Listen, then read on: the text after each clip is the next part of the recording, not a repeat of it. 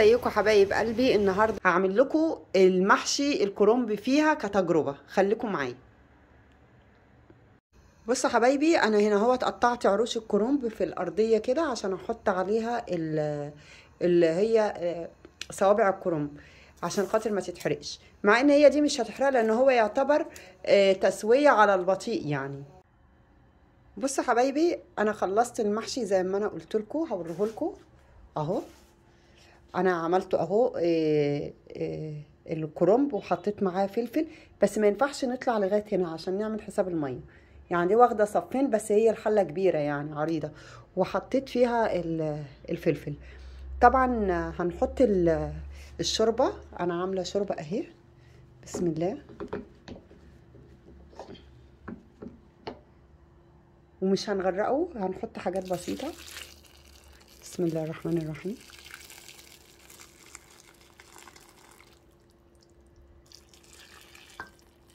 اهو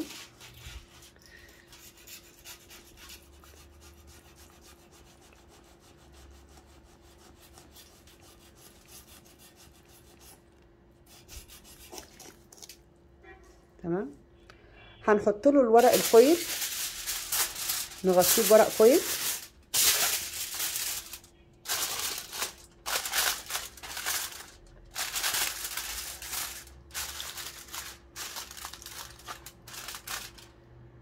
بصوا يا جماعه، انا حطيته له. ما ينفعش طبعا احطه من هنا عشان هو بيسقط في قلب حله الكهرباء، تمام. ومعايا طبق، هو الطبق مش كبير قوي بس ينفع يعني يتحط كده، ماشي. وهحط بقى ايه طبقه الفويل الثانيه بردك من جوه كده اهي.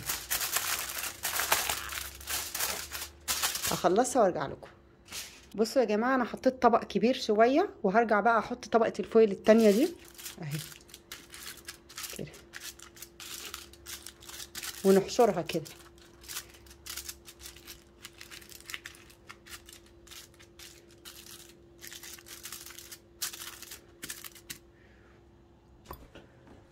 بصوا، انا حطيتها اهو في القلايه، وهشتغل بقى على ايه. افتح الزرار من ورا هنا اهو، نورت معايا. هشتغل على برنامج اللي هو ايه الرز، اللي هو ده، ماشي. الرز اللي هو والشوربه والحاجات دي. اعطتني 60 دقيقه، واعطتني الحراره اللي هي اعلى حاجه اللي هي 4 شرات. فانا هشغلها. بسم الله الرحمن الرحيم اهي تشتغل. هاجي لما تيجي تبقى عندي 20 دقيقة كده او اكتر شوية، يعني 25 دقيقة، هكشف عليها عشان اشوف ورق الكرنب استوى ولا لا، تمام. ونشوفها لو هي شربت الشوربة بتاعتها، يبقى خلاص هنبتدي بقى ننقص درجات الحرارة على 2 او 3. بس انا الافضل ان احنا نعملها على 2، تمام.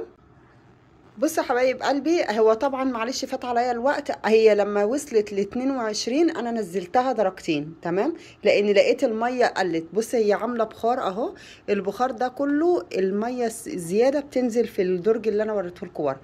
تعالوا بص بقى نبص عليها كده. بسم الله الرحمن الرحيم. نشوف هي هتعمل ايه. استنوا اجيب شوكه نرفع هي على فكره شغاله يعني، هي ما فصلتش، ماشي. بسم الله.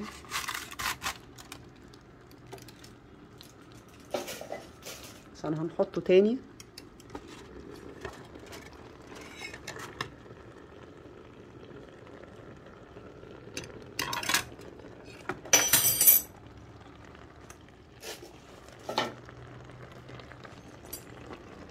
بسم الله الرحمن الرحيم. الله الله الله. بس بصوا لسه في ميه، لسه في ميه. فاحنا هنسيبه بقى شويه بقيه ال 40 دقيقه، فاضل 9 دقايق، ونشوفهم بعد ال9 دقايق ايه اللي هيحصل، تمام. هنرجع طبعا كل حاجه مكانها.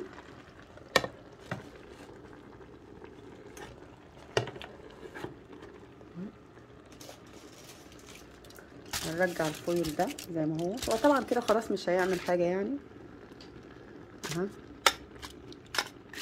بس هو بيحبس الحراره شويه يعني. طبعا البخار ده كله مفيش فيه اي قلق يعني، تمام.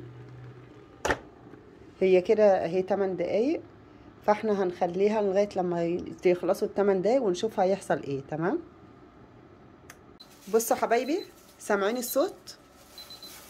هي كده خلاص عطتني انذار ان هي خلصت. نفتح بقى، بسم الله الرحمن الرحيم، يقف الانذار. تمام. نشوف بقى الحاجه معانا عامله ازاي.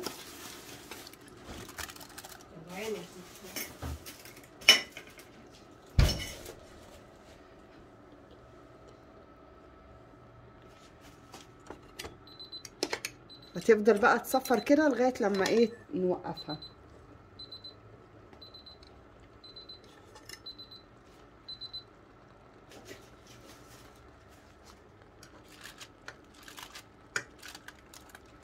اللهم صل على سيدنا محمد وعلى اله واصحابه وسلم. هو لسه يا جماعه في نقط ميه بسيطه، بس هو شكله اتهرى يعني. عادي، احنا اولادنا بيحبوه مهري. بصوا ده الفلفل،